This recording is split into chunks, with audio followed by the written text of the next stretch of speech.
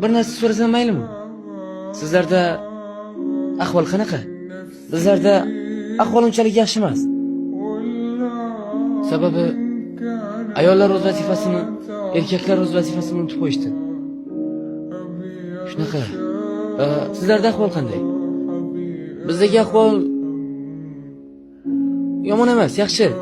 Biroz qiynalib turibmiz. Opam bilan singlim paxta dalasida. Dadam esa urushdalar. Onam bilan men ro'zg'orni qora qozonni qaynatib turibmiz. Shu.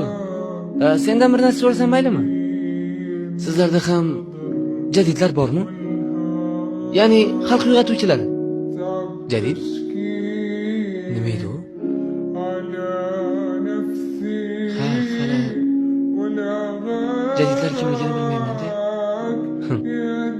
Yaxshi. Ha, yana menga biroz qiziqda.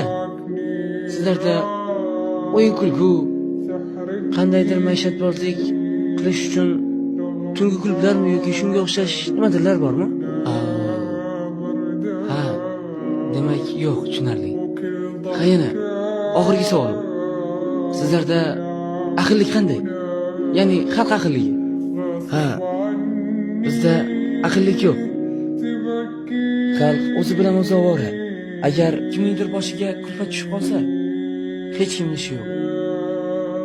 Kimdir agar zulmat tubiga botayotganini ko'rsa, u chuqurlikdan tortib chiqarish o'rniga chuqurlik ustini bekitib qo'yishadi. Bizdagi aqllik shunday. Sizlarda-chi? Sizlarda qanday? Ha, bizda agar kimningdir boshiga kulfat tushib qolsa, butun mahalla bilan birga yig'ilib borib, u insonni tushkunlikdan chiqazamiz. Agar kimningdir uyi abgor ahvolga kelib qolgan bo'lsa, bashar yo'li bilan uni qayta tiklaymiz. Xullas, xalqimiz juda ahil, inoq. Shunisiga ham shukr. Ha, yana sizlardagi eng qimmat narsa nima? Ha, bizdami? Hozir. Bizdagi eng qimmat narsa mana shu jin urgan mato. Odamlar buni sotib olish uchun 1 yil ishlashadi. Shu biz uchun eng qimmatli narsa. Bizda eng qimmatli narsa otamdan kelgan xat. O'qishni bilmayman-u, lekin onamning biroz soatlari bor. O'shanga har tunda o'qib beradilar. Qayta va yana qayta. Shu biz uchun eng qimmatli narsa. Ha, o'rtoqlarim bilan ozgina yig'ilishim bor edi. Sal kech qolyapman. Unda ertaga ko'risharmiz-a? Ha, mayli unda. Men ham onamga paxta terishga biroz yordam berishim kerak edi. Mayli.